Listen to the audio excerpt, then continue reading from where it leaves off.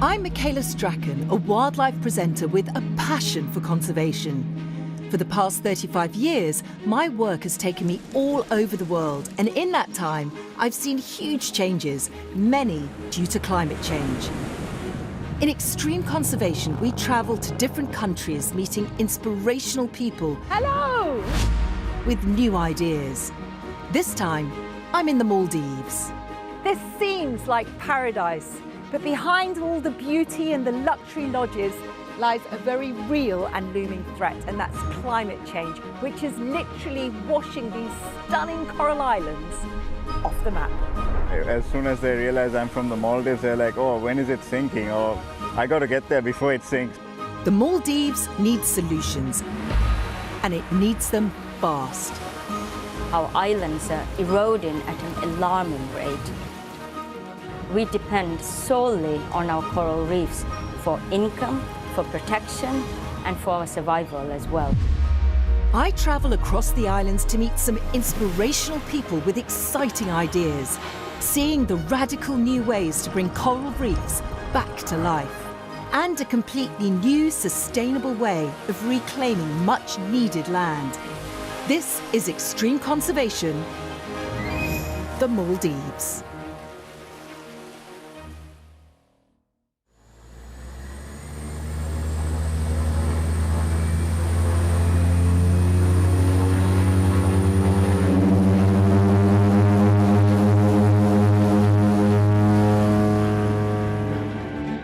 The Maldives is located about 500 kilometers south of India in the Indian Ocean.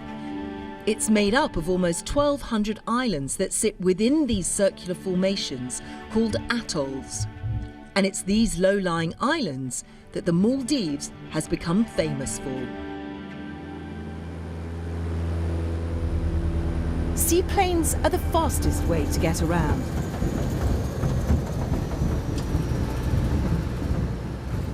But for most visitors and locals, boats are used to island hop. These islands may be beautiful, but they're precariously close to disappearing into the ocean. Most of these islands have been affected by erosion, and the prediction is that by 2050, 80% of them could become uninhabitable. Without coral reefs to protect them, the Maldivian islands are in danger of being washed into the ocean. My first stop is Fuladu, an island only 6 kilometers long and just 250 meters wide. Seeing this sandbag barrier on arrival, you start to understand the battle these islanders are facing. Coral and coral reefs are what makes these islands, but they are facing huge challenges. So the first person I'm going to meet is someone who's made it their life's passion to protect and nurture corals. Thanks. This island has a population of a few hundred people. It's so thin, any erosion can have a dramatic effect on their lives.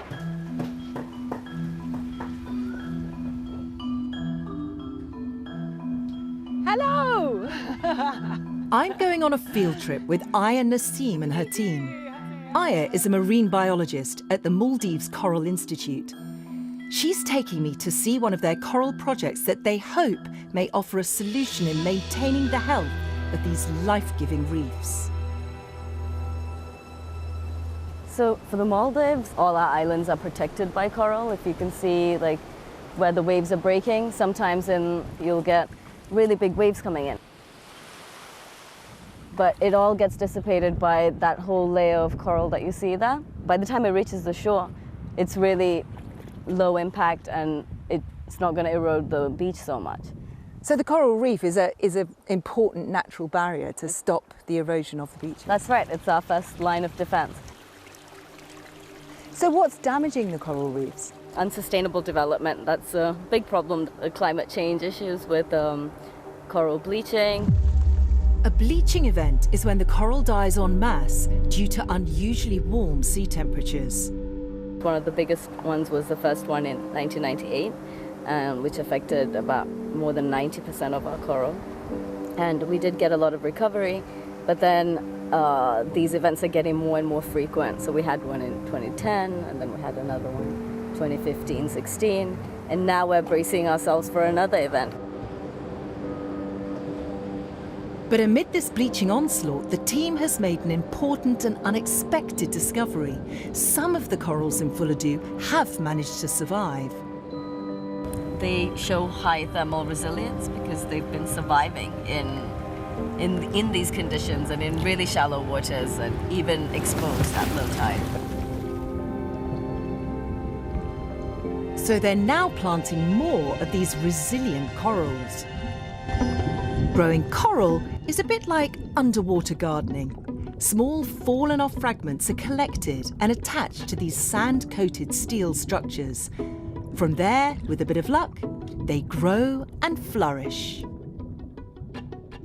It looks stunning.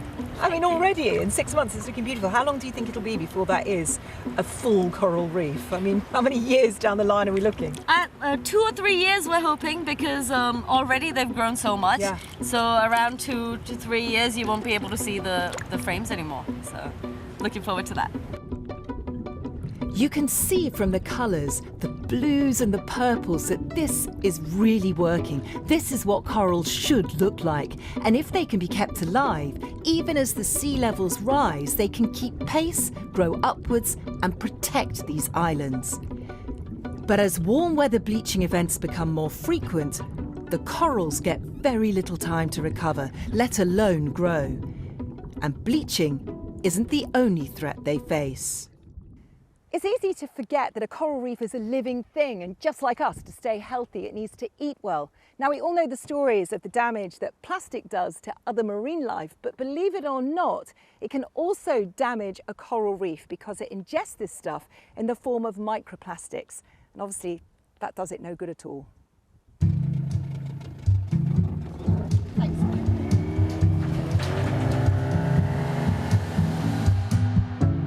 Tourism in the Maldives has been expanding rapidly since the 1970s.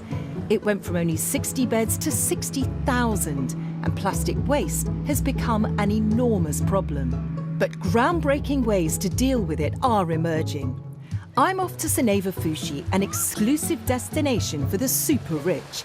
But despite all the luxury, this resort is surprisingly a pioneer for ecotourism. Where did the vision come from? Because it started 25 years ago for you. Yes, yeah.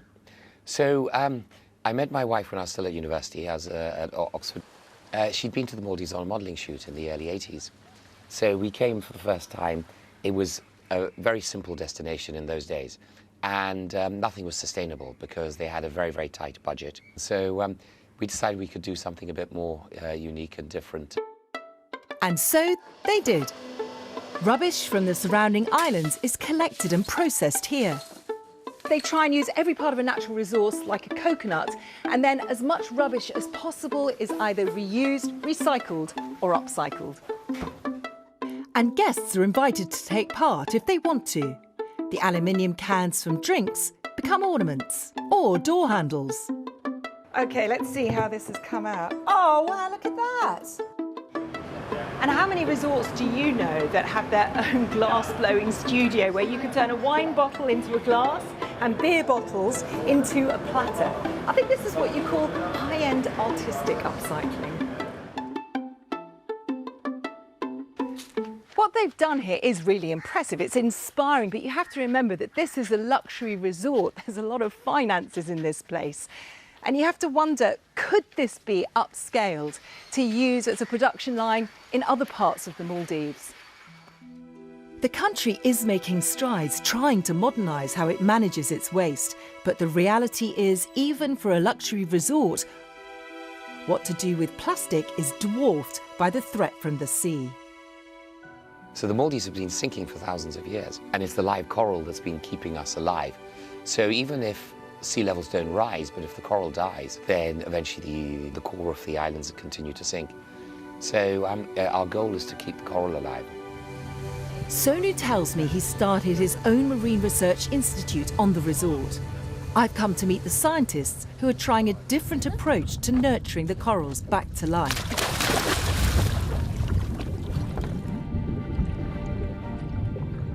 This is one of the largest coral nurseries in the world. Thousands of colonies saved from a nearby site have been planted here.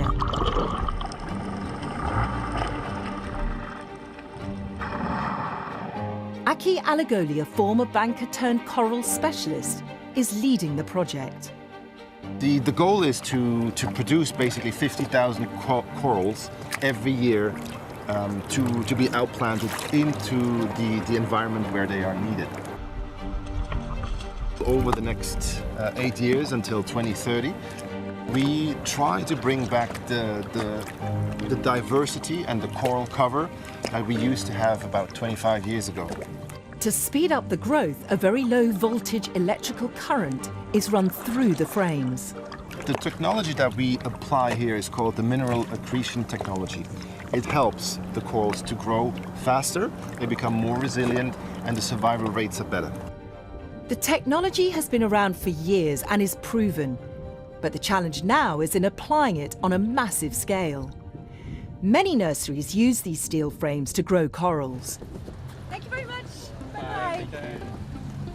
But my next destination is experimenting with an alternative approach. I'm on nearby Summer Island to join the island's dive master, Ariane Seering. Hi. Good to meet you. I've heard so much about you.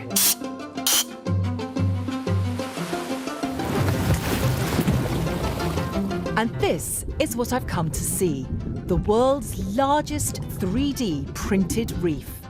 It was made in Australia by Reef Design Labs using a ceramic material and then shipped in small sections to be constructed underwater. It took a little while for the corals to get used to the material. They grow slower than the corals, but the corals are very, very strong. A living reef is the most effective natural defence barrier for protecting the islands from erosion. 3D printing allows for a rapid testing of new designs to find the best structure for growing corals. The team behind this is now looking to use similar techniques to create other reefs in other parts of the world. As for Summer Island, this is one of the many different shapes Ariane is experimenting with. And it's incredible how quickly the wildlife has claimed it as its home. His recreated coral oasis was literally swimming with fish species. We're still pioneering, and there are many, many islands, many projects all over the world to find out how we can make the corals more resilient. The biggest challenge will be to get the people realize that something big needs to be done. We have to work together. Governments, scientists, and all this together could be the perfect solution.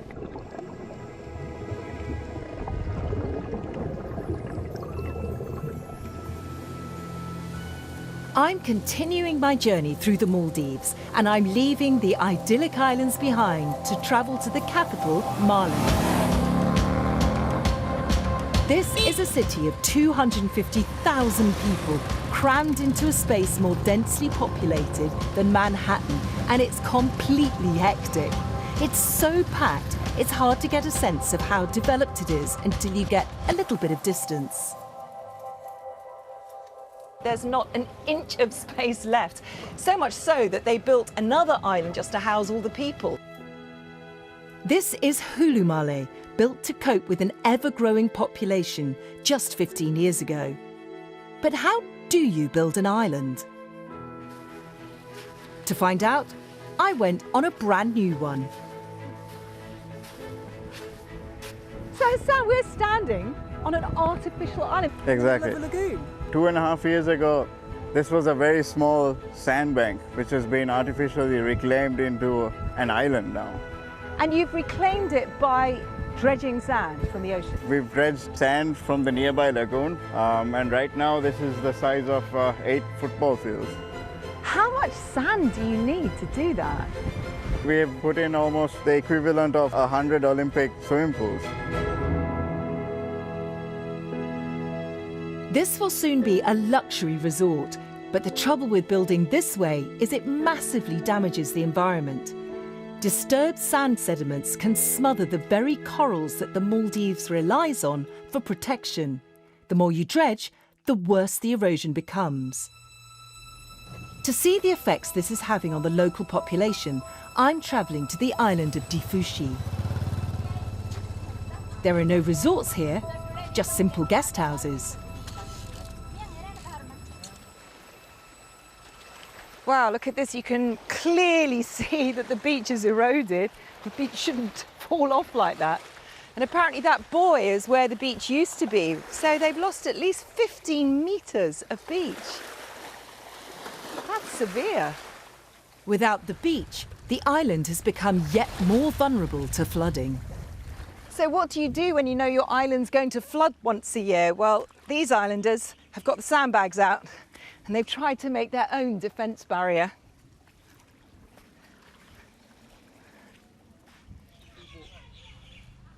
Aminat Huda is someone who's lived here all her life and witnessed firsthand the effects erosion is having. Para boda mioti giragen gossa saden ruttave sama lainaka giragen gossa mioti algondu men anakati kudairuga hama vara boda midtanu gondu doshum hinge vara onnane hingen onnane vara ritikom beach onnane midimaloge sama gondu doshuga.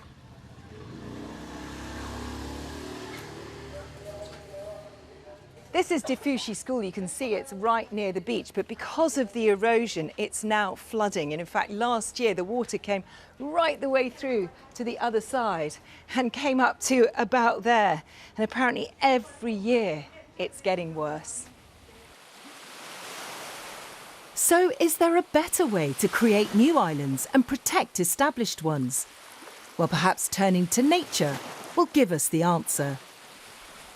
Here in the Maldives, sandbanks like this appear and disappear. They constantly change size and shape according to the seasons and the ocean's forces. And that really influences the way that the people live and adapt. In fact, you can see that the locals have really made the most of this particular idyllic paradise.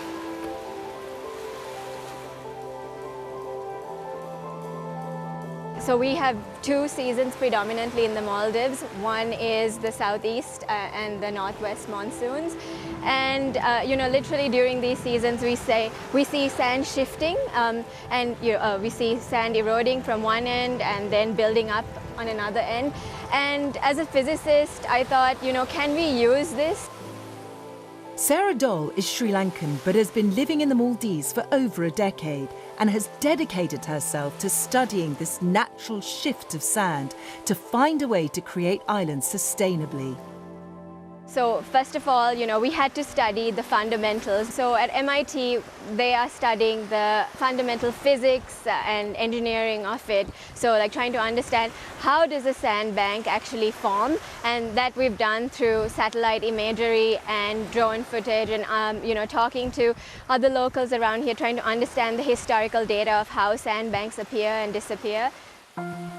5 years ago, Sarah partnered up with a scientist from the Self-Assembly Lab at MIT, the Massachusetts Institute of Technology in the US.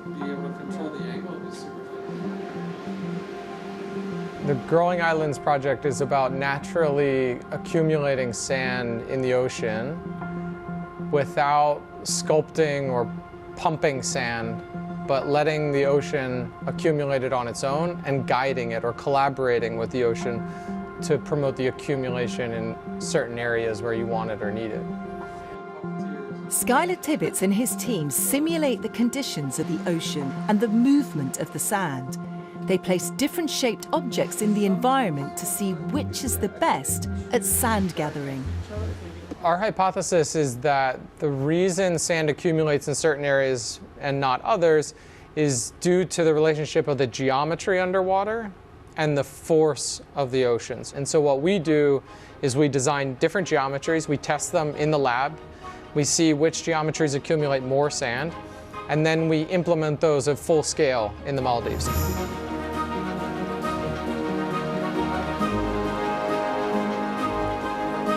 This is the beginnings of a new island built on sandbags, and you can see where the sand is accumulated using the forces of nature. It's been here for about 2 years. It's 20 metres long, it's about 4 metres wide, and about 1.5 metres above the seabed. Another ½ metre, and it should pop up above the surface, and hopefully then just keep growing. Each time we go, we try different materials, different construction techniques, and the reason for that is because we want to try to make it as scalable as possible. Because this is a global problem. You know, it's not only focused on the Maldives, so if you really want to have a solution, you need to make it fast, scalable, cheap. And if it works, this sort of deliverable, sustainable solution could be used not only to save the Maldives, but many other island nations or coastlines that are also suffering the effects of climate change. Fixing it won't be easy. We need to try out new ideas and work together. Small is beautiful, and that's how you scale it up. Come here, please. Test your innovations, test your energy solutions, coastal protection and adaptation measures here because we welcome it. At my last stop, I'm meeting local children whose futures here in the Maldives are very much at stake. What about a triggerfish? Zuna is one of the first female diving instructors here. She teaches children about the sea and the marine wildlife to inspire them to protect it. Fishes keep the corals alive, actually. If the coral reefs get damaged and we lose the corals, it's a loss for the next generation and the fish won't be alive. The importance of acting now is not lost on these youngsters. On my journey this week throughout the Maldives, I've met some truly inspirational people, creative minds that are thinking out of the box. And I've seen some ambitious pioneering projects. But if they're going to make a difference, they need upscaling. They need a collaborative effort, financial backing and political will. And without that, then life in the Maldives and for the next generation, for these kids, could be very different. But you know what? I'm excited by what I've seen, and I'm hopeful that at least some of these ideas are going to make a difference, and they're going to help the Maldives to draw a line in the sand.